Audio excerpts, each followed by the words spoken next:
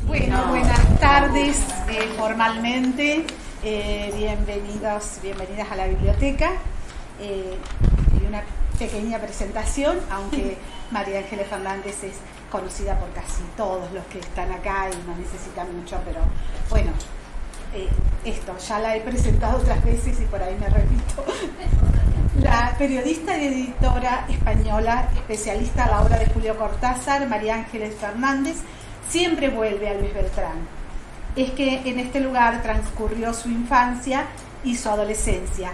Y también en este lugar una amiga suya le regaló Rayuela. Y tal vez fuese el comienzo de un romance que aún hoy perdura. Leer por primera vez Rayuela o volver a leer la obra es una experiencia motivadora que no puede dejarnos indiferentes.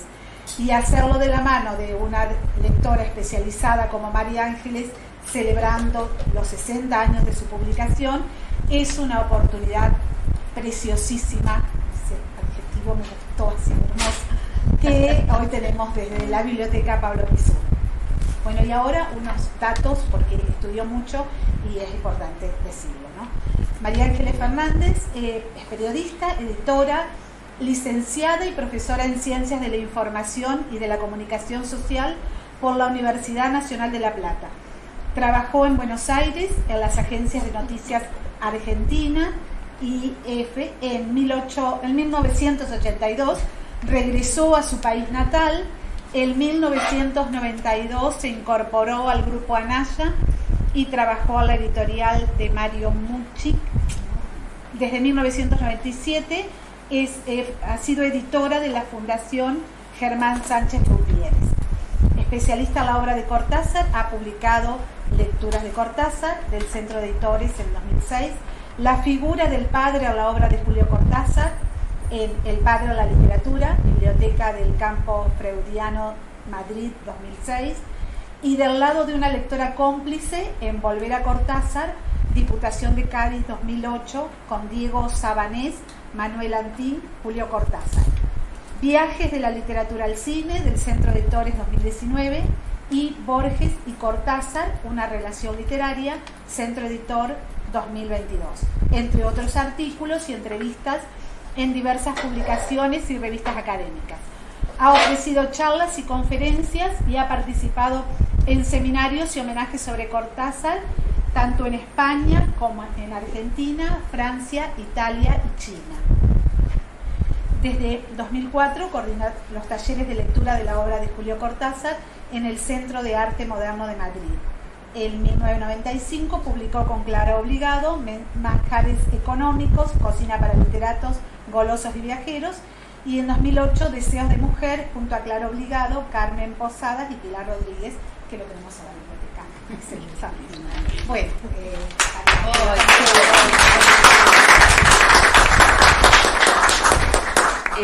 Bueno, no puedo decir que estoy encantada porque es como una palabra demasiado frívola.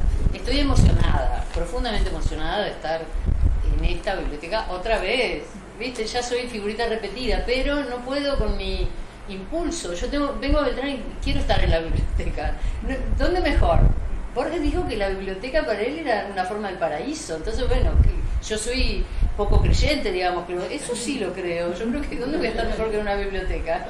Entonces, lo que acaba de leer Alicia, a quien agradezco muchísimo siempre la compañía y la solidaridad y la complicidad. Por supuesto a Pablo, que hizo el precioso cartel por el cual habéis venido hoy. Carlos. Pablo Tazú es otro. Carlos Altinier. Carlitos Altinier, nuestro flyer. Flyerista. Claro. Carlos Altinier, por supuesto. Lo que pasa es que no sé por qué, bueno, después te lo cuento. Por pelado y barbudo. Se me cruza un Pablo, ¿viste? Pero bueno. Y Nikita Moreno, que fue la que realmente me invitó, estábamos en la fiesta ahí de los canales y bueno, yo ¿cómo me voy a negar? No puedo. Y después, bueno, a todos y cada uno de los que estáis aquí, a mi familia, a mi preciosa nieta sobrina, ¿viste? Que va a estudiar comunicación, ¿viste? Así que un aplauso.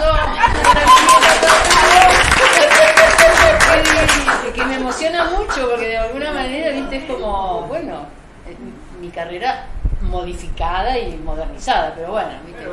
Le va a ir mejor que a mí seguro.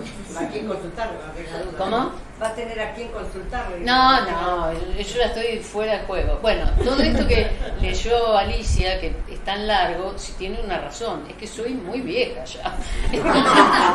Entonces he hecho muchas cosas que todas juntas son un montón, pero es la vida, ¿eh? O sea, solamente se trata de vivir, y cuando llegás a mi edad tenés un montón de cositas hechas, ¿viste? No hay otro truco. Cuando era joven no tenía currículum, obviamente, lo tengo ahora que soy vieja. Entonces, bueno, celebro que en la biblioteca, maravillosa biblioteca Pablo Pisurno, que también a su vez que ha envejecido, se ha modernizado y se ha rejuvenecido, desde la histórica biblioteca que estaba que ya no existe, el Corralón Municipal, bueno, en fin, ya los viejos sabemos, hasta que pasó a la esquina de la municipalidad, cuando se construyó la municipalidad en tipo de Casito Costanzo, hasta acá, bueno, han pasado años, todo para que las cosas prosperen y para que envejezcan tienen que pasar años, pero bueno, todo tiene su mérito, ¿no? Así que gracias de nuevo a la bibliotecaria que también está ahí, que nos ayudó a preparar la sala, bueno, en fin, se trata de ¿qué? De celebrar la lectura, no hay otra excusa. La excusa es, por supuesto, los 60 años de una novela que a mí me atravesó, como bien dijo Alicia, regalada por una amiga mía muy querida, que siempre la nombro porque, viste, la tengo que llevar al monumento, Yolanda Seleme. Cuando yo tenía 14 años tuvo la idea de regalarme Rayuela, imaginarse. Y bueno, y yo cuando tuve mi primera experiencia de lectura, creo que no entendí nada, por supuesto, digamos, de la gran propuesta que suponía esa revolución en aquel momento. Hay que situarse en el contexto. Esta novela, que yo no tengo acá la primera edición, pero la tengo en mi casa, se publicó exactamente el 24 de junio de 1963 en la Editorial Sudamericana de Buenos Aires. Antes de eso, Cortázar había publicado libros que están acá, Bestiario en el año 1951, Historias de los premios en 1950, Historias de Cronopios y de Famas en 1962 y Rayuela en 1973. Realmente, hasta ese momento él no era en absoluto famoso, por supuesto que no, porque además, cuando él publica Bestiario en el año 51, que sale también en el mes de junio, por ahí, en noviembre él se va a vivir a Francia. No era como ahora que hay medios, TikTok, no, se fue y desapareció del panorama literario de Buenos Aires, que es donde se fundían las cosas, ¿no? Por supuesto, él tenía ya un encaje, digamos, en el mundo pequeño, que era aquello, porque Borges le había publicado en el año 46 el cuento Casa Tomada, que está en Bestiario, que es un cuento fundador, digamos, de lo que fue la nueva literatura fantástica en el Río de la Plata. O sea, porque tiene mucha importancia que Borges lo haya habilitado, digamos, a Cortázar, porque hacen dos literaturas muy distintas, aunque parece que van sobre lo mismo. Lo de Jorge Luis Borges fue muy divertido. Yo no quiero hablar de mí, digamos, pero a veces tengo que hablar de anécdotas que me han ocurrido a mí.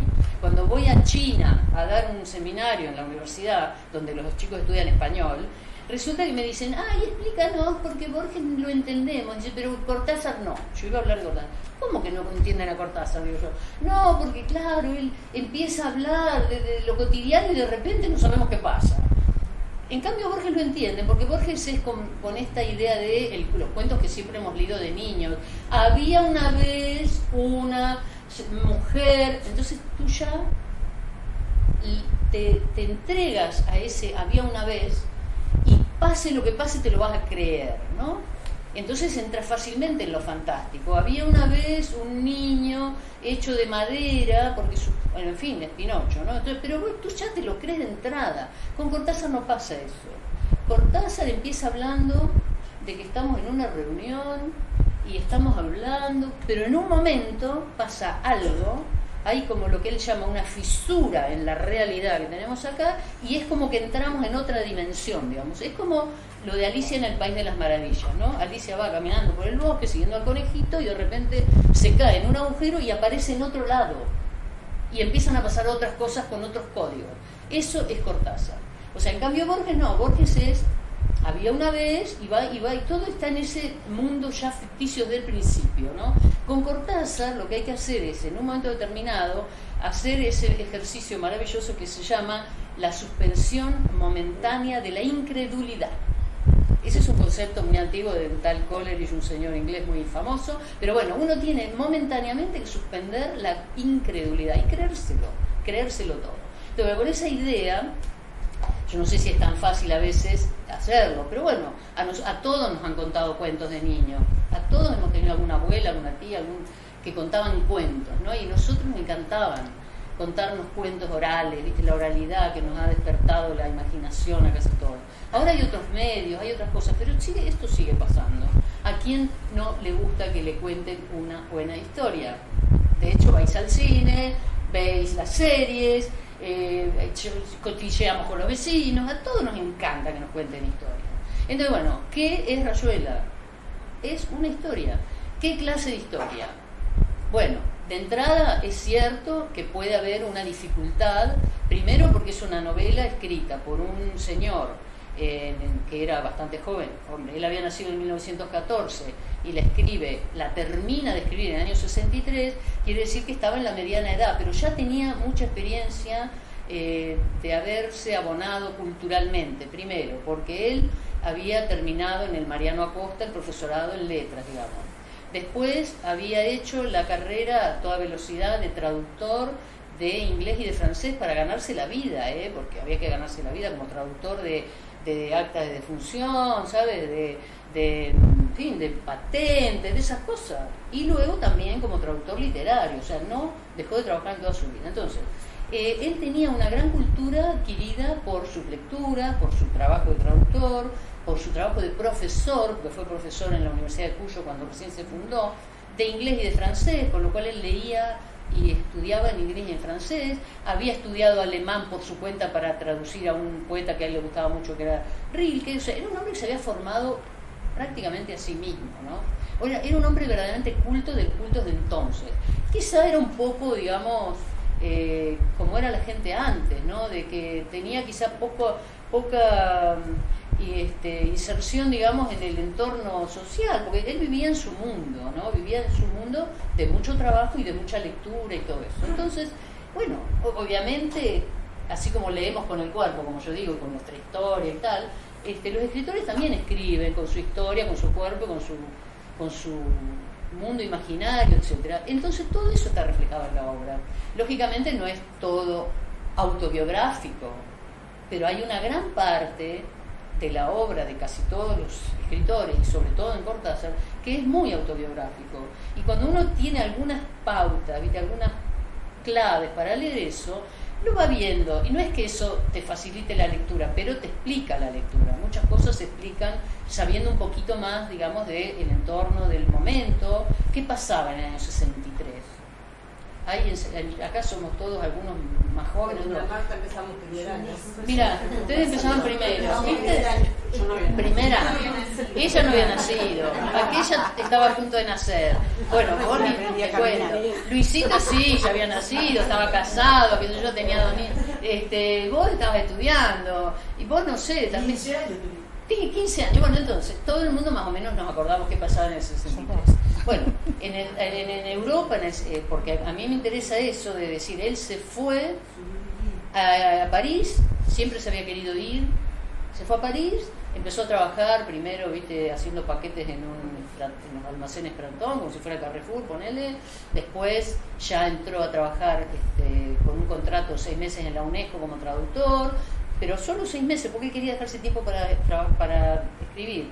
Se casa con Aurora Bernardes, que fue una gran traductora, y los dos trabajaban en la UNESCO, y se dedicaban a, cuando no estaban trabajando, se iban a recorrer, qué sé yo, entonces se recorrieron toda Europa, en todos los museos, y sabían de todo, y gente como muy cerebral, muy culta, pero a su vez muy cariñosa. Tenían muchos amigos, se hicieron de amigos de, por supuesto, lo que hacemos todos. Llegó a Madrid, ¿con quién me hago amigo? Bueno, con otro argentino que está ahí, con otro uruguayo, ¿viste? Con otro, qué sé yo, francés. O sea, como que vamos quedando ahí los desplazados del sistema, como decir así, porque vos sos uno que llega que nadie lo invitó. Bueno, a él le pasó un poco lo mismo. Entonces, todo eso, bueno, Europa había acabado empezaba a reconstruirse de la guerra. O sea, ¿cuándo terminó la guerra? París había quedado arrasada, o sea, había miseria, ellos vivían en cuartos miserables, no había agua caliente, no había baño adentro, todo eso que es verdad, y me lo contó Aurora, vivían en una pieza que tenía que ir al baño allá del pasillo, ¿viste? Hasta que encuentran un lugar donde hay una ducha dentro al lado de la cocina, o sea, no es como ahora vos decís, ay, el escritor fulanito tiene una mansión, no, ellos no, ¿viste? Ellos eran pobres, como fuimos casi todos, bueno, yo por lo menos, viste que el baño cuando compramos la casa estaba afuera, o sea, lo comprendo perfectamente cuando él dice eso, ¿no? Entonces, todo eso también está en Rayuela, digamos.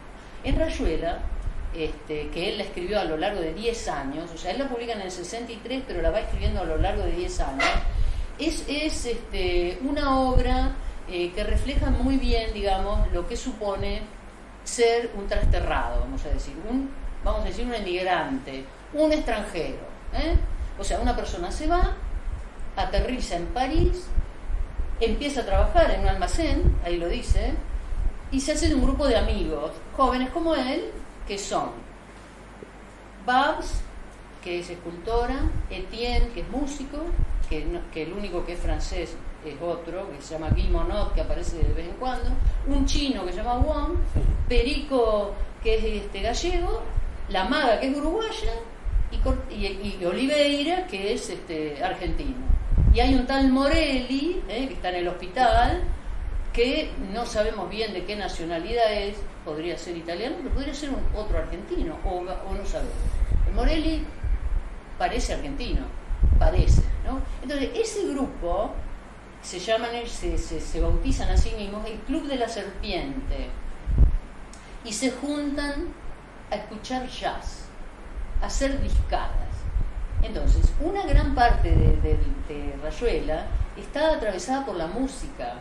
Cortázar era un gran disfrutador del jazz. Cuando era joven, ponían la onda corta con los amigos y escuchaban las transmisiones de la BBC o yo que sé, o de la Radio Nueva York, por la radio, ¿no? Entonces estaba muy al día de las novedades. Él era un fanático de una renovación que se dio dentro del jazz que se llamó bebop, ¿no? Que es, bueno, los que saben de música pueden decirme lo que es eso.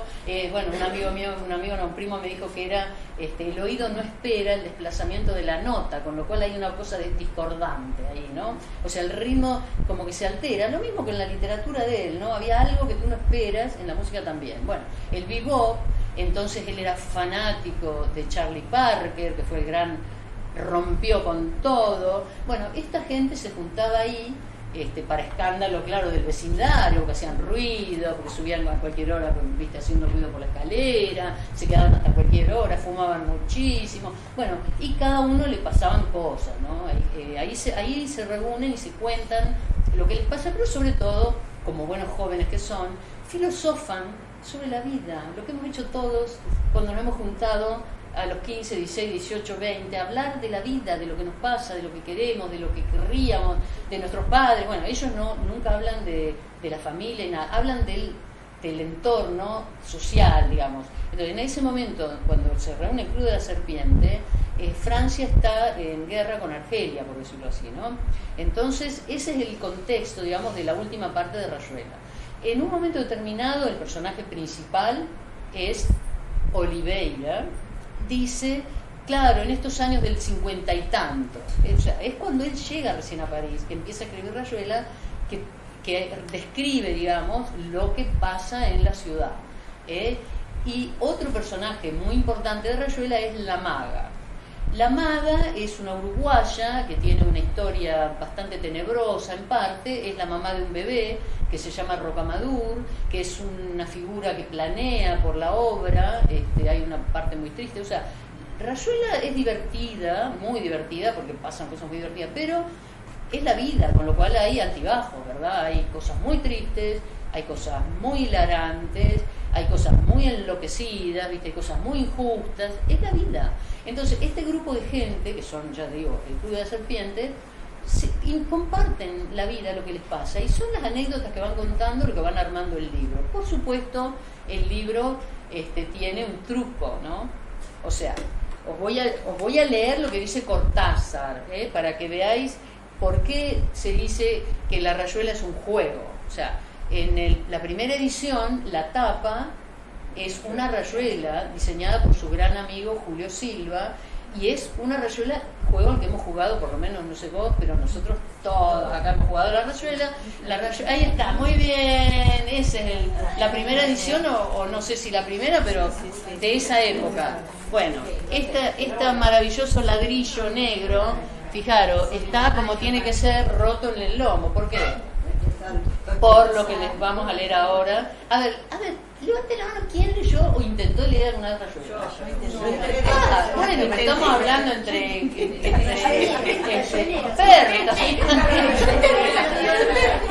Bueno, entonces todos sabemos de qué va esto. Bueno, vamos a ver. De todos modos, él dice, a su manera, este libro es muchos libros, pero sobre todo es 2 libros. El lector queda invitado a elegir una de las 2 posibilidades siguientes. El primer libro se deja leer de forma corriente y termina en el capítulo 56, al pie del cual hay 3 vistosas estrellitas que equivalen a la palabra fin. Por consiguiente, el lector prescindirá sin remordimientos de lo que sigue. El segundo libro se deja leer empezando por el capítulo 73, y siguiendo luego en el orden que se indica al pie de cada capítulo.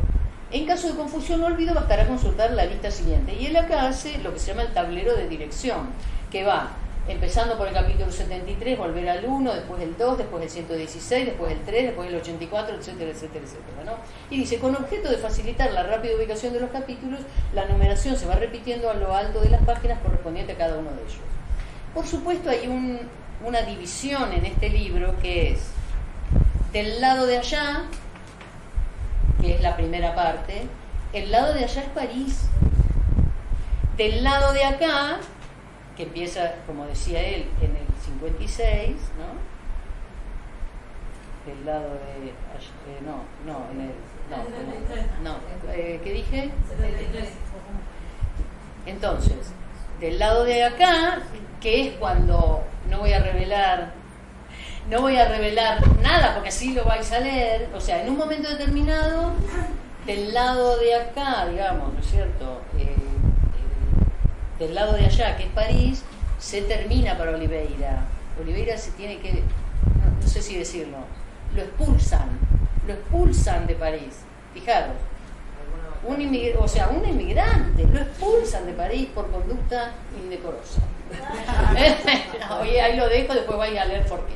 Bueno, lo expulsan, entonces vuelve a Buenos Aires, y en Buenos Aires se encuentra con sus amigos de la infancia, que son Traveler, que dicho en inglés sería el que viaja, pero que nunca salió de Buenos Aires, Talita, que es su novia, su esposa y tal, Gekreten, que fue una novia suya que es farmacéutica, y otro montón de gente de los conventillos de Buenos Aires donde le toca venir a vivir, porque él no tiene un duro, no tiene un mango, se viene con lo puesto, entonces tiene que ir a trabajar de lo que sea. Entonces, un amigo le ofrece trabajar en un circo, y bueno, va a trabajar al circo, ¿qué va a hacer?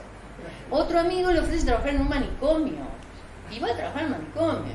Luego se cansa y le dan una especie de corretaje de telas, ¿viste? Qué sé yo cuánto. Pero bueno, en realidad lo que él refleja es una vida muy miserable, de gente joven que se busca la vida, que él quiere ser escritor, claro, pero bueno, a ver, ¿cómo hace uno para ser escritor y mientras mantenerse, ¿no? Entonces, y después hay otra parte, que esto es lo más complejo, digamos, del libro, que se llama De otros lados.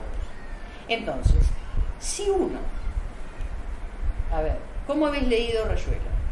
¿Haciéndole caso al tablero de dirección o como os ha dado la gana? Las 2 cosas. Bien. Claro. Entonces, yo he hecho el experimento en los talleres literarios de formar 2 grupos. Uno que lo leyera seguido, del principio a fin del libro, y otro grupo que fuera leyendo según el tablero de dirección.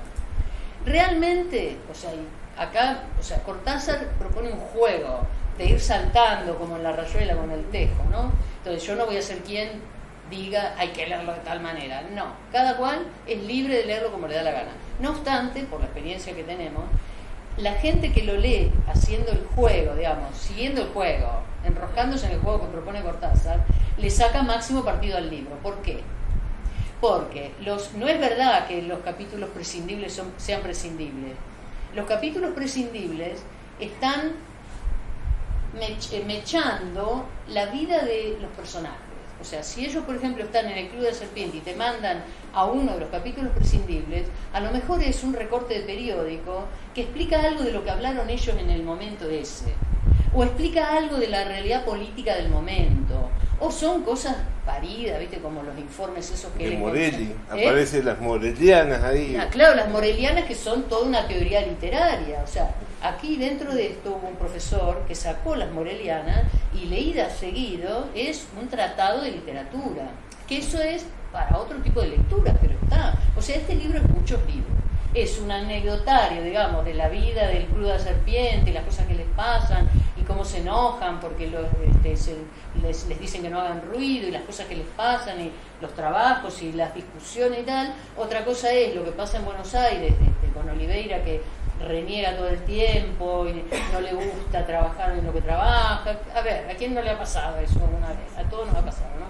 Y luego también es un libro de amor, porque la gente se enamora, o sea que hay montones de historias de amor mechadas en el libro. De hecho, se podría hacer un desgajamiento, digamos, de todas las aproximaciones a la teoría del amor que hace Cortázar en este libro.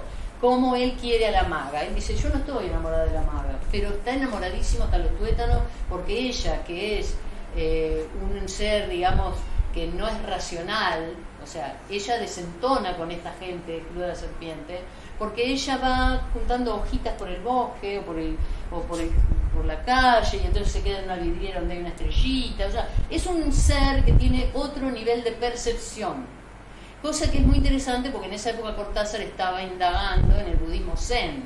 O sea, él estaba buscando otros niveles de percepción, digamos, que eran personales, pero eran literarios también. Entonces, cada personaje tiene como un registro, ¿no? El de la maga está claro que es una persona que él dice que es bruta, lo dice de alguna manera, pero que no le entra Kierkegaard. A mí tampoco, ¿viste? Pero bueno, ¿cómo va a ser? O sea, hay que ponerse a estudiar filosofía para entender a Kierkegaard. Bueno, ellos en el Club de Serpiente eran así como familiares de Kierkegaard. Ella no. Ella representa, digamos, otra sensibilidad mucho más terrenal, digamos, pero mucho más de una percepción, digamos, de una sutileza que estos no tienen todos, ¿no? Y luego la gente que está en Buenos Aires, como todo el mundo sabe, padece la vida cotidiana de una gran ciudad con muchas dificultades de otro tipo que las de París, pero dificultades al fin. O sea, pagar el alquiler, el trabajo que no llega, ¿viste? Y tal. Pero bueno, yo estoy haciendo una simplificación que por ahí vas a decir, bueno, ¿y para qué me voy a tomar el trabajo de leer semejante tocho para que me cuenten estas peripecias, un grupo de jóvenes que al final no me van a llevar a ningún lado? Bueno, ahí está el desafío de aproximarse a una obra que en su día rompió los esquemas de la literatura latinoamericana. Y esto no es ninguna exageración lo que estoy diciendo, porque yo ahora estoy haciendo un trabajo, digamos, de revisión en un fondo documental al que he tenido acceso de lo que fue la repercusión de esta obra, sobre todo fuera, lamento decirlo, pero acá las primeras críticas que tuvo, la gente de su generación no lo entendió. Mirá las tonterías que dice, pero en cambio fue un bestseller entre los jóvenes que encontraron en este libro una propuesta transgresora más acorde con los tiempos que se venían. Estamos a punto de que pase la invasión de Vietnam, el mayo del 68, todos los hippies de la costa de California. Acá enseguida vamos a tener ya teníamos el golpe de Onganía, el onganiato, el cordobazo, el viborazo, la guerrilla de tal, la muerte del Che. Fijaros todo lo que pasa en los 60, ¿no? Entonces, lógicamente, cuando este libro empieza a calar entre los jóvenes, se acopla muy bien a esas ganas que había en ese tiempo de cambiar las cosas. Y esto proponía un cambio en la manera de leer la literatura, no solo por ir saltando de capítulo a capítulo, sino por las cosas que pasaban, las cosas que se abordaban, la curiosidad constante de los personajes y del escritor, ¿no?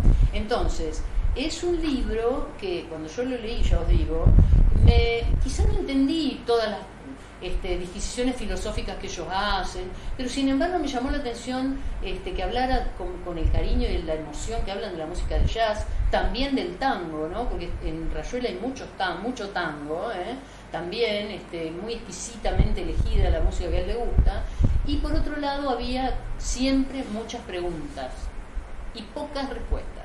Entonces, claro, por eso enganchó con los jóvenes, porque cuando uno es joven tiene más preguntas que respuestas. Yo ahora quizá a lo mejor burramente tengo más respuestas que preguntas, porque ya estoy al final de mi vida, pero cuando tengo 15, 14 o 13 o 12 o 18, todavía tengo muchísimas preguntas por hacer.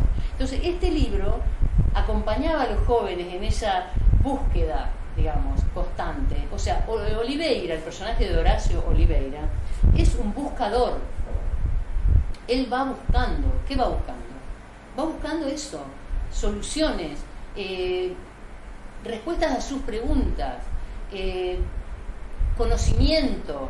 Por eso hablan de filosofía, hablan de la guerra, hablan de música, hablan de autores. O sea, es un catálogo. Uno puede leer Rayuela por encima, como lo leí yo a los 14, que sabía yo quién era Kierkegaard o quién era Karen Blixen, y sin embargo él me señaló que había una escritora que se llamaba, cuando ya fui más grande, dije, mira, él ya la había leído cuando yo tenía 14, él ya sabía quién era Karen Blixen, la de Memorias de África. Todo el mundo vio la película maravillosa de esta, o por ejemplo, ¿no? Acá se llamó África Mía, bueno, por ejemplo, ¿no? Entonces, o sea, era como que él, si tú estabas en condiciones, te daba muchas pistas para seguir, y si no, pasabas de largo de eso y te quedabas con la anécdota, que era muy divertida igual. Una de las cosas que simbólicas que hay en esta novela es que hay lo que se llama la teoría del puente, ¿no? O sea, ¿qué le pasa a Cortázar? Cortázar persona se va en el año 51 a París. Bueno, en el año 52 llega Aurora, después se casan y bueno, están juntos. Pero él tenía a su mamá y a su hermana epiléptica solas, y a su abuela y a su tía Eti, que le había enseñado piano, acá. Con lo cual él tenía que estar mandando dinero continuamente, porque eran personas bastante desvalidas, porque su padre los había abandonado cuando él tenía 4 años. O sea que él tuvo que estar siempre preocupado por el día a día, lo cotidiano, el dinero, la pensión de la madre, etc. Entonces él está en París, aparentemente viviendo, viste, como en Europa. Sí, en Europa trabajando como un animal, ¿no? Entonces él a veces podía volver y a veces no. Cuando él venía, generalmente venía por trabajo, porque le tenía que entregar una traducción, o tenía que hacer un contrato con el Paco Porrúa en Sudamericana, y entonces, claro, él podía hacer esa ida y vuelta, porque él había decidido quedarse en Francia. Como extranjero, porque recién, en el año 81, Jacques Lang, el ministro de Mitterrand, le da la ciudadanía. O sea que él tuvo que ir a poner ahí el sellito, como los extranjeros, como los pobres inmigrantes que somos todos, que yo he sido de ida y de vuelta, y acongojado, ¿no? Porque por ahí lo echaban, qué sé yo. Él no podía opinar de política en Francia, porque está prohibido a un extranjero opinar de política. O sea, estas cosas son importantes, porque cuando él empieza después a trabajar por el tema de los derechos humanos, lo tiene que hacer con muchas prevenciones, y nunca haciendo declaraciones en Francia. Él iba a España y daba un discurso impresionante contra la Junta Militar el 24 de marzo del 81, que se publica en todo el mundo, o va al Tribunal Russell a Ginebra, ¿verdad?, a defender los derechos humanos después del asesinato de Silvio Frondizi por las 3A, o está en el Tribunal Russell en Roma también hablando de las violaciones de los derechos humanos en Chile, pero nunca en Francia, porque no podía, o sea, fijaros, y era famoso mundialmente, ¿no? Después, bueno, él se vuelca lógicamente con el tema de los derechos humanos, está en la Comisión Argentina de Derechos Humanos, trabaja por los derechos humanos de Chile, Uruguay, y luego él tuvo sus dificultades, digamos, por su inicial apoyo a la Revolución Cubana y luego el desencanto por el famoso caso Padilla, que es que Fidel Castro mete preso a un poeta por unos poemas que publicó cuando lo habían premiado anteriormente. Bueno, esa es otra película, ¿no? Eso no aparece en Rayuela, porque eso es posterior.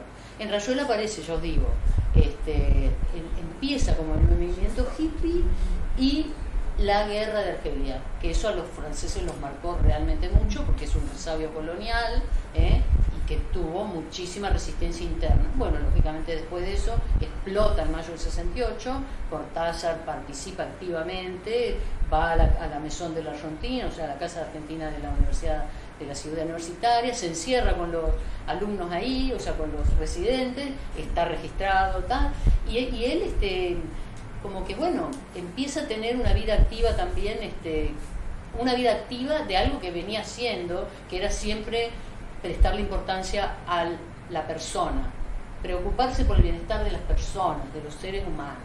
Entonces, este libro representa el puente que él puede hacer entre la Argentina que dejó y el París donde él vive. De hecho, hay un famoso capítulo que se llama el capítulo del tablón, no sé si os acordáis, en el capítulo 41, cuando él ya está en Buenos Aires de nuevo y está viviendo enfrente de la casa de sus amigos Traveler y Talita, él necesita yerba y unos clavos. Entonces, por la ventana se grita, bueno, tirame el paquete, no, ¿cómo te voy a repetir? Sí, tirame el paquete, no, que Talita cruce. Entonces, lo que hacen es que cruzan un tablón de este lado de la calle y un tablón de este otro lado, y ella va sin nada debajo, sin bombacha.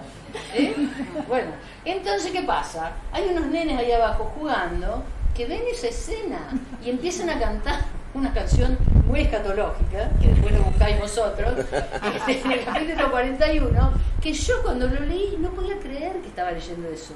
Claro, yo leo esto, suponte en el año 67, en los libros no había malas palabras, no había mujeres que se les veía la cosa sin bombacha desde abajo, tal, no había niños que cantaran eso, no había eso, en los libros no. Nosotros íbamos al colegio, teníamos que leer el Miocid, el Martín Fierro, Facundo, los que hay el inglés de los huesos, por supuesto Un segundo sombra, todo lo que hay, pero eso en los libros no estaba. Entonces, claro, eso a un chico, realmente era transgresor. Eso también te gustaba de este tipo, que además era tan guapo, que no aparecía, era tan escaso, no aparecía nunca en los medios, no lo hacían tal. Bueno, entonces, es un libro que establece un puente cultural entre la vida de él, digamos, en Argentina, lo que dejó, y lo que estaba viviendo en ese momento, que era su vida en París. Parece mentira, pero a mí este libro me ayudó a reconciliarme. A mucha gente le ha pasado, que yo he hablado mucho con gente que ha tenido esta doble vida que tenemos los emigrantes, y yo digo, pero si él consiguió reconciliar sus dos partes, ¿por qué yo no voy a reconciliar las dos mías? Y fue un libro que me ayudó a entender que yo era dos partes, no antagónicas, complementarias en todo caso, y enriquecedoras. O sea, es lo que él hizo. Él conservó para escribir su idioma, digamos, el idioma de los argentinos. Él escribía pensando en Argentina, él escribía en argentino, aunque tuviera, en los cuentos que siguen, hubiera escenarios, digamos, por supuesto, él vive allá, la vida te atraviesa, ¿no? Escribe, por ejemplo, cuentos que transcurren en París, o escribe el último libro que escribió con su última esposa, que se llama Los autonautas de la cosmopista, que es un viaje que hacen desde París a Marsella por una autopista que si vas sin bajarte tardas 12 horas. Ellos decidieron hacer un juego, subirse a la autopista y tirarse un mes en la autopista. Entonces, transgredir las normas de la autopista, y pedir permiso, pero nunca les contestaron. Entonces perdieron el ticket y listo. Entonces tenían que, la obligación del juego, fijaros, él ya estaba enfermo, y ella también. La obligación del juego era que tenían que detenerse en cada lugar de descanso que hay en la autopista. En algunas hay solo un jardincito, en otras hay un supermercado, y en otras hay una tiendecita o una canilla. Bueno, ellos, su obligación era parar. Y bueno, y mientras iban escribiendo las cosas que les iban pasando como una aventura. Entonces, bueno, es muy divertido, es un libro muy, muy divertido y forma parte de esos libros lúdicos de Cortázar, ¿no? Pero, por ejemplo, ¿alguien se acuerda del famoso Autopista del Sur? Bueno, la Autopista del Sur fue una noticia que él leyó de que en China había habido un atasco de una semana. O sea, la gente había estado una semana en la autopista. Entonces él escribe ese cuento exagerando, se pasan meses ahí. Pero bueno, eso es algo que ocurre, o sea, es un escenario europeo, pero él va mechando, ¿viste? Porque tiene otras, por ejemplo, la novela Los Premios, es una novela que escribe antes que Rayuela, donde ya empieza a dar pistas, digamos, de un personaje que después termina siendo Morelli, que es Percio, que se dedica a filosofar, a mirar el cielo, ¿viste? A hacer teorías sobre las constelaciones, ¿viste? Y tal, pero hay historias que pasan. Es un grupo de gente que gana un premio y el premio consiste en hacer ¿cómo se diría? Un crucero, vamos a decir así, por el sur de Argentina y llegar a Chile. Resulta que el barco no sale nunca del puerto, termina enfrente de Quilmes y ahí empiezan a pasar cosas que no os cuento porque tenéis que leer la novela. Bueno, ese fue un libro que él escribe cuando en un viaje que hace en el 60, o sea, es precursor de Rayuela. Otro cuento que es precursor de Rayuela es un cuento que se llama El Perseguidor. El Perseguidor es bastante la biografía, digamos, de su gran admirado saxofonista Charlie Parker. Cuando él se entera de que Charlie Parker se ha muerto en el manicomio, digamos, de Amarillo en Estados Unidos, él escribe este cuento. Lo escribe, así casi de un tirón, ¿no? Lo escribe y él ahí se inventa un personaje que es el crítico de música, que es el biógrafo, pero cuenta realmente la historia de Charlie Parker. Entonces dice Cortázar, si yo no hubiera escrito El Perseguidor, que es la historia de un hombre, con todas sus contradicciones, Charlie Parker era heroinómano, o sea, era un genio, pero era heroinómano, o sea, era un drama para sus que lo contrataban, porque perdía el saxo, porque no aparecía, porque no llegaba a los ensayos, pero era un genio. Entonces él se mete en el ser humano que era Charlie Parker y él dice que si no hubiera escrito El Perseguidor no podría haber escrito Rayuela, porque es cierto que todos los cuentos anteriores son cuentos fantásticos, la mayoría, donde no importa tanto lo que le pasa a las personas, sino la peripecia, la historia, el final inesperado o la propia propuesta de la historia. En cambio, en Rayuela, todas las personas que aparecen son seres parecidos al perseguidor de Charlie Parker, digamos. Son personas que sufren, que buscan, que están, digamos, en crisis, o que disfrutan, o que un día se enamoran, o que un día están enfermos. Hay un personaje que se llama Pola, que es una de las novias de Oliveira, porque Oliveira es un poquito así picaflor, ¿no? Que tiene un cáncer, está enferma de cáncer, o sea, entonces él sufre por esta, o sea, ese personaje que parece aparentemente un tipo que no importa nada, Horacio Oliveira, es una especie de bohemio, viste, que bueno, qué sé yo, le gusta contemplar, viste, las cosas, aparentemente no le importa nada, sí le importa, o sea, él se conmueve y se entristece, digamos, cuando a las personas les pasan cosas. Entonces, en realidad Rayuela, no sé, es una novela de la vida. Yo creo que cualquiera de nosotros se puede sentir en un momento identificado con algo que le pasa a uno de los personajes de Rayuela. Ya os digo, es cierto que hay muchos nombres que él menciona. Bueno, vale, pero eso no tenemos obligación de leer todo, de saberlo todo. Podemos pasar por encima, podemos buscar hoy, que es maravilloso en internet, ¿viste? O sea, dice, a ver, habla, por ejemplo, de una serie de asesinos en serie. Bueno, vamos a buscarlo, ¿quiénes fueron? ¿Viste? ¿No? Hoy es más fácil. Bueno, a lo mejor te tirás un año leyendo Rayuela, pero ¿qué importa? Sí es divertido. Entonces, este libro, para mí, tiene una importancia crucial en cuanto a que inaugura una forma distinta de hacer literatura. en el año 63 empieza lo que, después de eso empieza lo que se llamó, por la cuestión comercial, el boom de la literatura latinoamericana, ¿no? O sea, ya teníamos a Vargas Llosa, que había publicado Los jefes y los cachorros, después publica La Casa Verde, publica Conversación en la Catedral, y después aparece en el 67 García Márquez con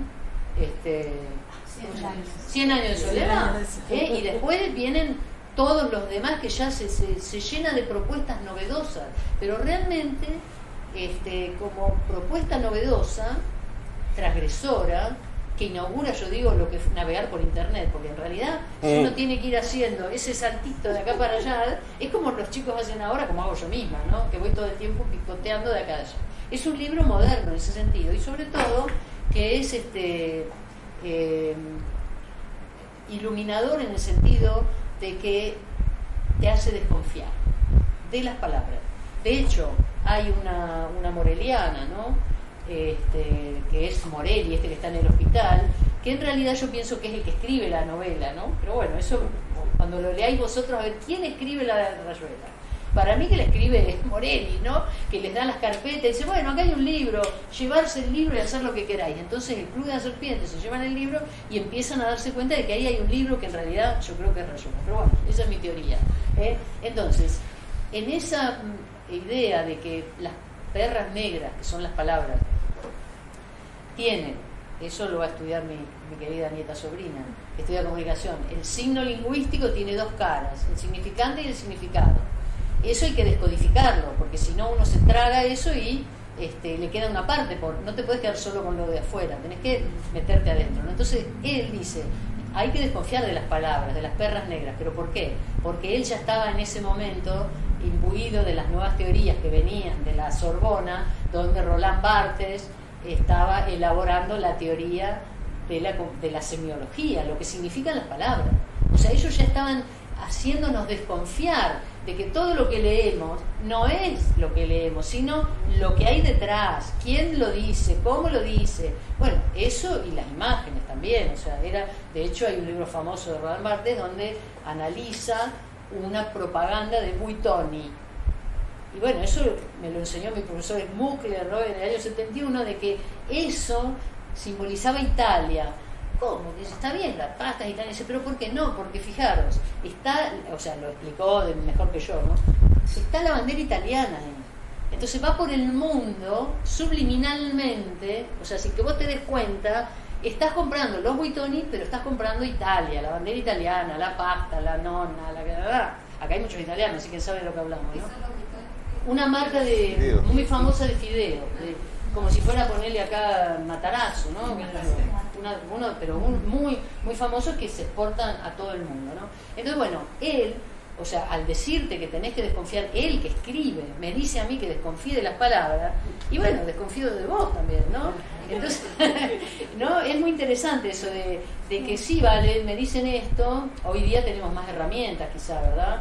Porque podemos contrastar, bueno, indagar y tal, pero en un momento era como que, si lo decía el médico, va a misa, y lo dijo el cura, lo dijo el diario, y lo dice la tele, no, lo dice Cortázar, bueno, pero yo también desconfío de Cortázar, ¿no? Me enseñó a eso, a desconfiar de las palabras, de las perras negras, dicen, ¿no? Y así muchas otras cosas, ¿no? Me enseñó eso, a que las cosas a veces aparentan una cosa y son otra, ¿no? Y eso a mí me parece que cuando yo tenía 14, 15 años quizás fue lo que más me interesó en aquel momento, ¿no? Que quizás me pasó así. Luego yo leí Rayuela muchas veces y siempre le he ido añadiendo, es curioso porque cada vez que lo releo, como soy más vieja, digo, mira, esto no me he dado cuenta, porque va sumando, a pesar de que como el libro tiene las remisiones que se llama, o sea, atrás de cada capitulito hay un menos, ¿verdad? Después lo ves. O sea, detrás de que cuando tú terminas cada capítulo, entre paréntesis, hay un menos y el número del capítulo al que te manda. Entonces, un amigo suyo, que creo que fue Vargas Llosa, le dijo, pero tu libro es una resta. Claro, vas restando. O sea, a medida que vas leyendo el libro, vas restando, ¿no? Te vas quedando con menos libros, ¿no? Entonces, bueno, esas son todas reflexiones en torno al aparato, digamos, al artefacto. Pero bueno, lo que importa, como siempre, es el contenido. Entonces, como yo no sé ni qué hora es, pero estoy hablando mucho, os voy a repartir al azar un un capitulito que quien se anime lo va a leer.